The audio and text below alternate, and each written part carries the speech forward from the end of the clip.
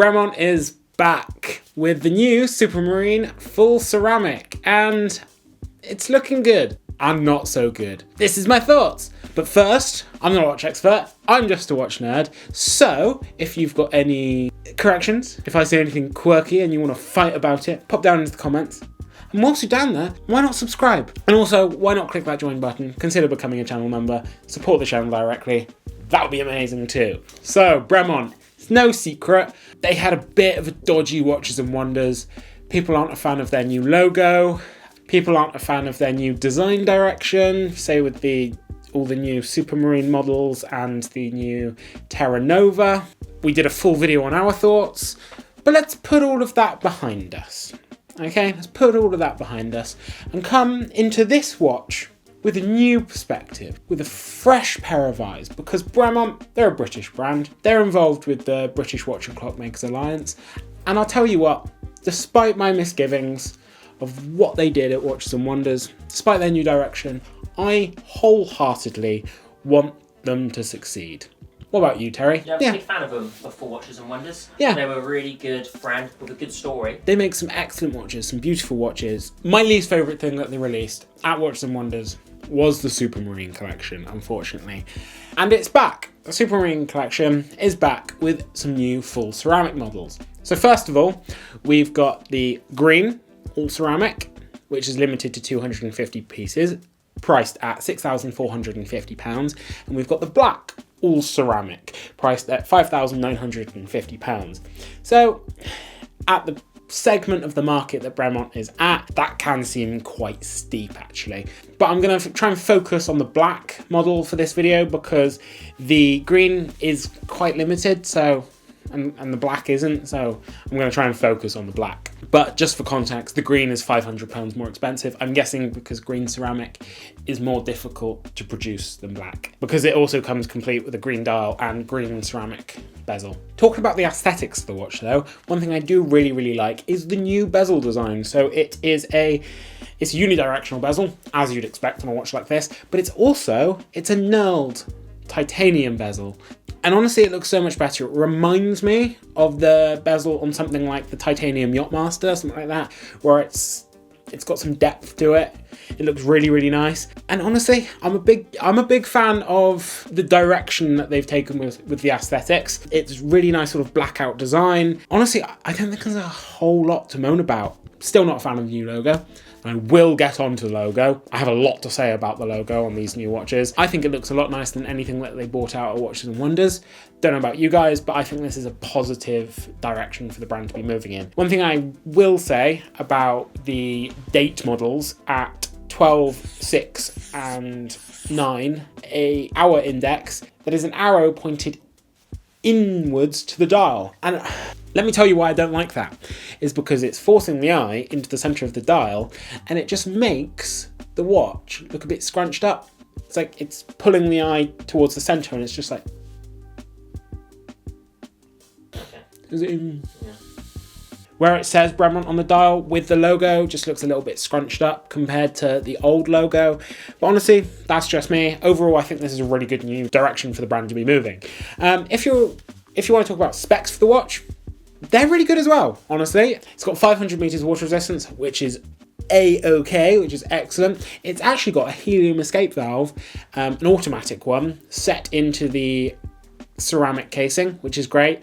And apparently it's got a titanium casing for all the movement inside, which is really cool. And just back to the case for a moment, it's a monoblock ceramic case, which is, again, cool. Single piece construction. Ceramic means it's not going to scratch. These are meant as like all-purpose adventure diving watches. So in general, looks really cool. Warranty on these watches is 3 years. So I am going to make a comparison to another watch in a bit that's ceramic, where the 3 years doesn't quite hold up. But 3 years is better than some brands, a lot worse than some others, but middle of the road. So if you want to know about the case back, not open case back, just like all of the watches that they unveiled at Watches and Wonders. Instead, it has like a world map motif, and the case back is PVD coated titanium, in case you were interested in that. Yes, Terry, question in the audience.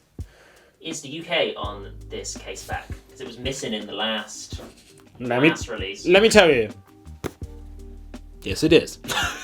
Yes, it is. If you want to know about the movement, well, first of all, it's got a 50-hour power reserve, which is better than a lot of the watches from Watches and Wonders again. So it's a big improvement. A Neuroflex mainspring, so it is going to have some magnetism resistance. And if you want to know the specific movement, it's a modified movement based on the Sleater SW200-1, but greatly improved, I do have to say that. Cool material on the balance wheel, cool material on the balance spring, don't know how to say any of those, and the mainspring, all of which will provide magnetism resistance. So that's cool. No word on chronometer certification, but apparently this is exactly the same movement that they used in the old Supermarines that did advertise chronometer certification. So I'm assuming it's going to be chronometer certified, not COSC, but chronometer. And let me just compare this very quickly to something like the Tudor black base ceramic. So the black Supermarine ceramic is £5,950. The Tudor black base ceramic is £4,420. From what I can see, it's chronometer certification for the Bremont versus master chronometer.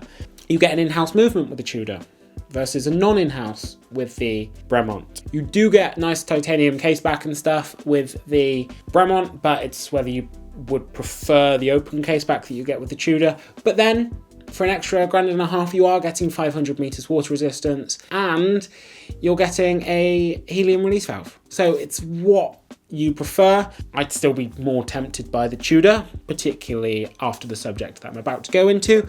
But with those extra features, it does actually still hold some level of competitiveness next to the Tudor.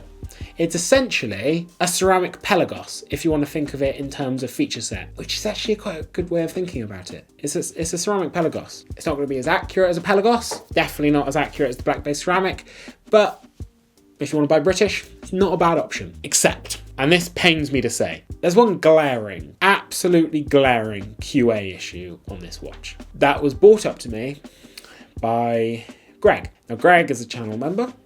He's a friend of mine, and I talk to him quite a lot.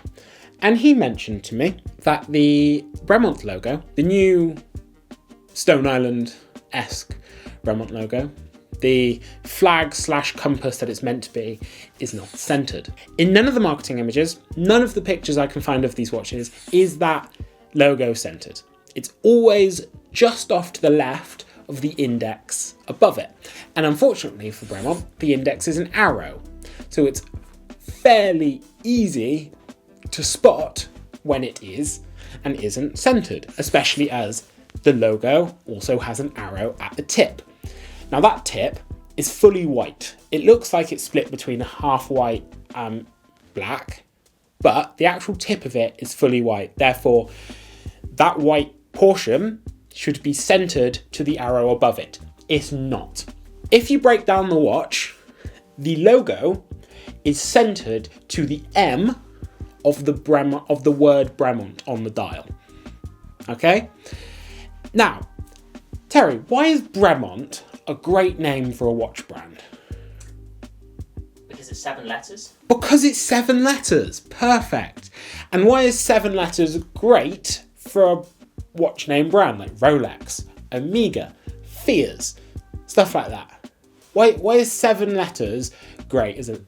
Because you can centralize it quite easily. Yes, because it's an odd number of letters. The M is the 4th letter, so it goes in the middle. And there's even a handy dip in the middle of the M to centralize it with. They centered the new logo to the M and the word Bremont, but not to the arrow above it. My question for you, Bremont, is why the hell couldn't you center them all to the same point, and why the hell does the dial look so wonky because of it? I think this watch is better than anything that they released in Watches and Wonders.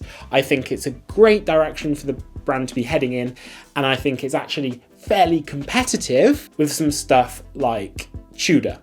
I still don't like the new logo. I still think that they need to be stating outright that it's chronometer certified to avoid any confusion, because I can't even say for sure. But the fact that they haven't even bothered to center the logo on the dial pisses me off, because I really want to get the seriousness of this down, because that's a big thing. I like you, Bremont. I genuinely do. Your staff, I've met a lot of them, are amazing. Your facilities, the wing, in Henley-on-Thames is incredible. I've toured it. In short, Bremont, excellent watch. Maybe a bit pricey, but I still think it's competitive. And you've had loads of positive stuff about it online, which is great to see after the negative reception of Watches and Wonders. But I can't give you a pass. And I'm sorry, but I can't. You're too big now. You're one of the mainstays of the British watch industry to be making mistakes like this. The logo is off center. It just simply is. So please sort it out. Otherwise, good watch. Otherwise, looks good. So if you enjoyed this video, pop down in the comments, let us know why. If you're angry at the logo thing, also pop down in the comments, let us know why. And also down there, why not like, subscribe, ding that bell icon so you never miss another video, and why not consider clicking that join button, supporting the channel directly. That would be amazing. And whilst we're on the subject of channel members, thank you very much to everyone on screen now. You guys are the absolute best. Welcome to Madmen. He's our newest channel member. Thank you very much. And to everyone else, you know what I'm going to say next. Watch yourselves.